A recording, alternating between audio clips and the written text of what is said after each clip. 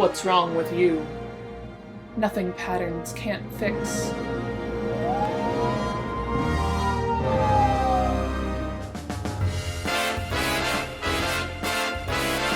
Hello folks! Welcome to another video with me, Stephanie Canada, the owner of Backroom Finds. I'm passionate about vintage, sewing, and not taking myself too seriously. Is my last name Canada? Yes. Yes it is. Like the country, you say? Yes. Yes it is. So today, folks, my camera person is my daughter. So I apologize if you hear any random noises as we go along. In today's video, we're going to be continuing the Vintage Sewing Pattern Tour.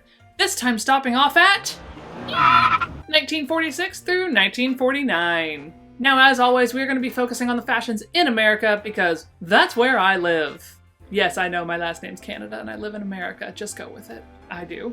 Now, the reason we're focusing on such a small time frame is because there's a big upheaval once you start into the 50s, and I really want to keep that decade locked all in from 50 to 59.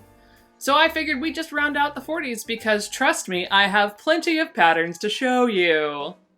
I've actually had to put some back because otherwise this video will be an hour long and I don't think anyone would sit through that.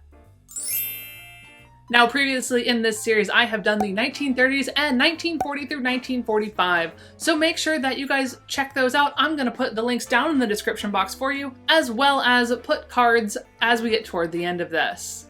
Let me know down in the description just exactly how far you'd like to see me go. Do you want me to stop at 79? Are you mad that I didn't go back pre-1930s? Let me know. I have plenty of patterns to show you, so it really isn't going to hurt my feelings to show off more of them. It's sort of becoming my favorite series. Now, in this time frame, you did see the conclusion of World War II in 1945, and then a general transition in fashion after that period. And not all of it was welcomed, actually. You actually had started to see a little bit of a transition beginning in 1945. Claire McCardle in 1942 introduced the popover dress, and then forwarded that into a further line, where in 1945 she introduced this lovely sundress. How beautiful is this? Now, this fit and flare style would stay the constant all the way through the early 60s. However, not with some pushback in the late 40s. Really what this was an exaggerated of the late 1930s, early 1940s styles before the war had started. So basically just going over the top from where they left off.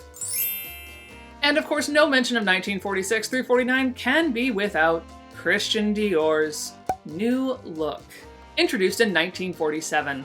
This term, New Look, was coined by Caramel Snow, a fashion editor at the time. The original line actually was called the Corel line. It was characterized by rounded shoulders, a cinched-in waist, and significantly a long, full skirt. The line's most famous style was called the bar suit, featuring a white tailored jacket and a black pleated skirt. Now, there was some pushback to this, because a lot of the women, after having been in the workplace, really enjoyed the shorter lines, the freedom of pants, and just the general freedom that came with the utility line of clothing. So not everyone welcomed all of these changes. However, that didn't stop the major fashion houses from pushing forward anyways. Alright folks, so let's grab our coffees. Yes, there is an insane amount of items in my home that are labeled with the Canada. And let's go look at some patterns.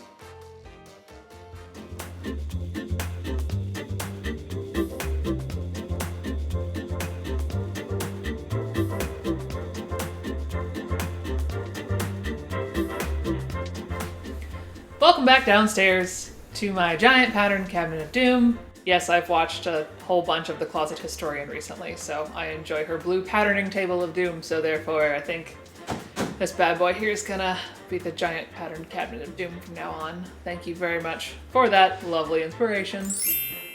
Now, I did do my best to give you a slightly smaller stack than last time. Be the judge of whether or not I did that of your own volition there. I don't know if it worked, but I didn't pull the entirety of the New York patterns up here to show you, so I feel like that's a win. And this time, folks, I did do my research before I recorded the video. Hey, check out how that works. So we are going to be able to go in order of date as opposed to company name. So first up on our journey is Dubarry, which again dissolved around 1947. This is Dubarry 6174. It is a two-piece dress And you can see it still has some holdovers from the wartime era, as the no collar, the short jacket, the shorter skirt with the slimmer lines. So they hadn't quite gotten away from all the way of the rationing era yet. But I do enjoy this one. It has the contrasting trim and the little ties in the front, which I think are really adorable. And this one, of course, is one of those good old bust 30s that we find all the time. If you have a question as to why, go ahead and check out my video on survival bias when you're done, or in the card above. Next up is McCall's 6633. What I truly enjoy about this dress is that not only does it have the crazy, I want to call them like balloon sleeves, I don't think that's right, but I'll see if I can find the name for them and put them down here for you. But what I enjoy is that you have a normal inset sleeve with this yoke that's along the side here with top stitching, that it's made to more look like a Western style top, which was going to become very prevalent through this age, but instead it's in a dress form, which is just super cute. Now this one also has a fun little pocket flap accent tab, which isn't actually a pocket, but the nice thing is, with that flap there, you could easily make one. And again, folks, any pattern I'm showing you today is available on my website for purchase, so if you do see something you like here, go ahead and hop on over. 40% of my income in the month of June is going to 4 of my favorite charities that support the Black Lives Matter movement. Now, moving ahead to Vogue, which is one of my favorite pattern companies, although they're very intricate and lovely, which also means they can sometimes be a pain in the to do. But yeah. So this one is Vogue 5371. It is a little blouse with a double bib gathered collar at the neckline. I'm not sure what this is for. Maybe catching crumbs? I don't know. It's an interesting detail that is very time period specific. Let's just put it that way. Now what's interesting about patterns like this, so let's say you get this pattern, but you're not really jiving on either of the sleeves that have been provided to you. Vogue and a few other pattern companies would issue patterns like this. This is Vogue 5824, which is literally just sleeves. All the sleeve options. Now, yes, have some of these been reproduced in more modern times? Yes. But we know my thoughts on reproduction patterns, so there's that. Now this is going to be for a 10-inch arm measurement, which would equal a bust size 32.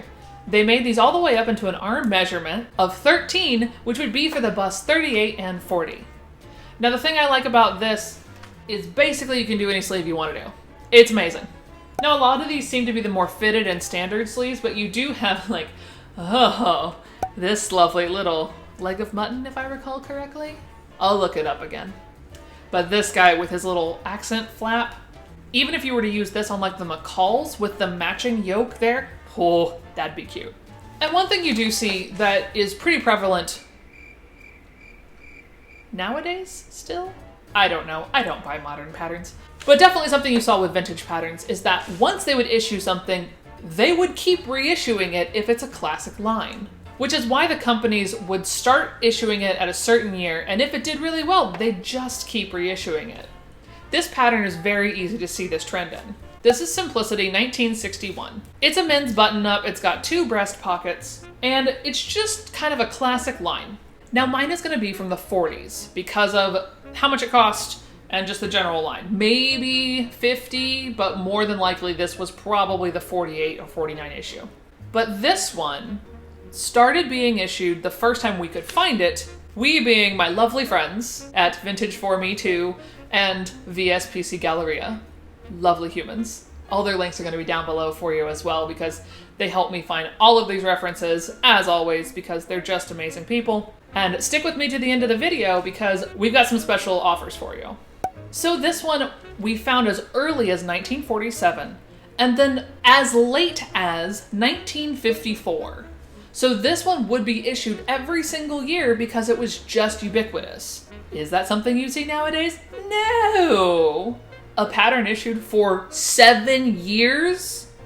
Yeah, tell fast fashion that. I'm sure they would lose their freaking minds. Next up is Simplicity 2119. This one is a missus dress in a bust size 34. You've got two options here for this one. You can either do the square neckline with the pinafore style ruffle without it actually being a pinafore, or you can do the tab accents at the shoulders and have a matching contrast accent at the pockets, which is personally the version I would do. But this one is another one of those classic styles that you can still see sort of the holdover. This one was issued in 1947. And now to one that we're not 100% sure on, but between all three of the amazing sewing pattern brains that I have in my toolkit, basket, I don't know. All of my friends, we're pretty sure this lovely Hollywood 1981 is from 1947, just because of the lines and how it lays. Now this one is going to be a bust size 32. You do have that elongated jacket that has the style of a peplum without actually being a peplum. Kind of cool. And I love how it has the turned up cuffs and the straight skirt. It's just a very sleek line for a very modern and classic pattern coming out of the war. And the interesting thing is, while the front was very sleek, the back was actually gathered and it had a little belt, so you had a little bit of room to adjust for your own size. And despite my best abilities, I managed to not pull a single pattern from 1948. Sorry, y'all. Now, moving into 1949, which is our final year, and I will say the most packed, because I apparently just am very good at finding patterns from 1949. Who knew? Says the girl who has 2 giant drawers full of New York patterns, mainly from 49 to about the early 50s. Whoops. Now the first up is going to be Ann Adams 4702. This is actually a 3-piece outfit, so you get the bolero that has a draped back, and then you also get a skirt with a pleated back, so the back silhouette of your outfit is very interesting. And then they also would issue you just a standard blouse on the inside, easy to make just to go to complete the outfit. This one is also a bust size 30. Moving on to Butterick 4454. For me, this one feels like the most quintessential of the Christian Dior lines, with that curved shoulder, the cap sleeves, the gathers, the flared skirt. It's not as high fashion as his, but for everyday making, already in 1949, this is pretty phenomenal. And she's got pockets. Huzzah! This is going to be another shirtwaist style where you do have the button up top, but the straight line skirt. And this one is a bust size 36. And now comes the portion where you would think I was sponsored by New York Patterns. I'm not, I promise. So last year, I got very lucky. Someone contacted me and wanted to know if I wanted to buy 2 entire drawers full of uncut factory folded New York patterns. This is why normally, while you don't see a whole lot of New York patterns around and about in the sewing world, I have a crapload of them. Because I just got lucky and found someone that just had them and wanted to be rid of them. And trust me, I want them. So for New York, we're gonna go in numerical order, just because I had to trim down how many I pulled. These are all from 1949, and they were all pretty much found in the exact same catalog, which is January of 1949. That doesn't mean they weren't issued before or after as well, but that's the one that all of my friends could find them in. First up is New York 152, because no pattern tour would be complete without a glorious apron pattern. Now this one I'm showing you is a large, but of course I also have that small and medium. The joys of finding drawers that were basically in a pattern shop, so lots of choices and sizing. Now with this one, you can either make a full or a half apron. It does have those triangle pockets, and you could either have a scalloped waistband, a straight waistband with a yoke down, or you could have that double point yoke where one goes up and one goes down. I know, we're getting very technical today. Now we have New York 234, which is going to be a 1-piece dress, and it's a bust size 40, friends. The nice thing about this is that it is a full button-up dress, and you can either make it with the double peplum option or no peplum. It also has the option to have this odd little ruffly collar bit thing on the fold down. I don't really know what that is or how it would look when it's made up, but it looks pretty cute and it'd be worth a go at least. Now this is going to be one of my favorites. It is New York 266. This one is described as ladies bolero, bra, shorts, and skirt. It's not exactly what we think of nowadays as a modern playsuit, but it does have that playsuit vibe because it is very much a summer feel. Because if it's in the 40s and you're hot because you don't have air conditioning, this would work very well to keep you cool.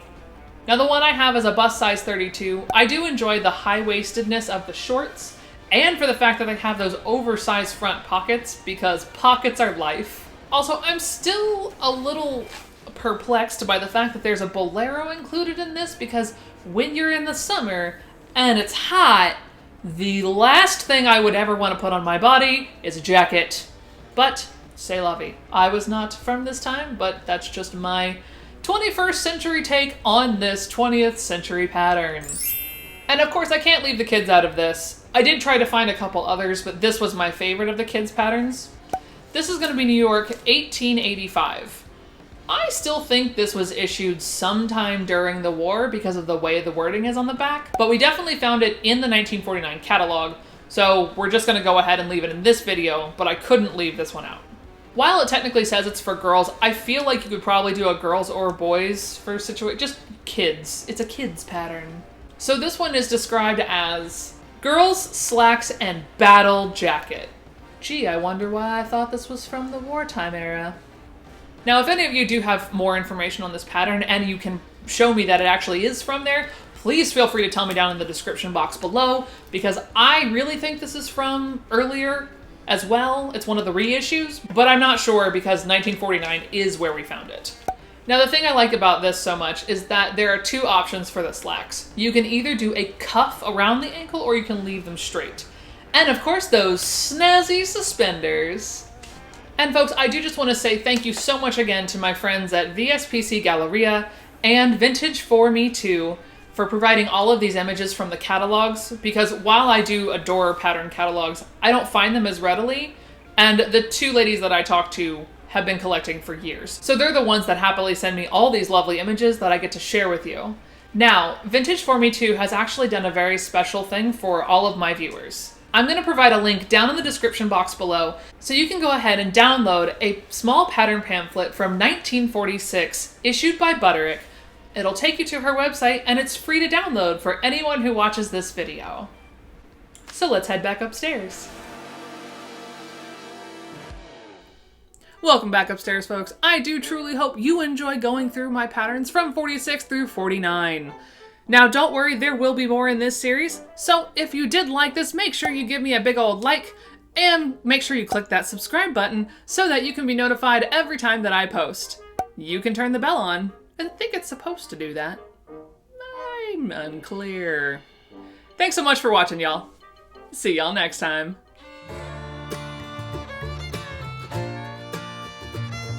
You want to clap? Mm-hmm. Gotta be louder than that. And the... I should have written this down. That you saw before the... What?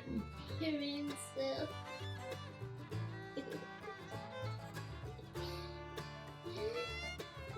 You're being silly. Ah, yes, because when your last name is Canada, that tends to be the gift that everyone gives you. What can we find that is labeled Canada and gift to these humans? So for New York, we're going to go in order of numbers. That's a good way of saying numerical order. A small pattern pamphlet. Small pattern pamphlet. Say that 3 times fast. Well, folks, I hope you enjoyed this tour through my patterns. That's not the end. That was not good. It was not good. That's not the end. No.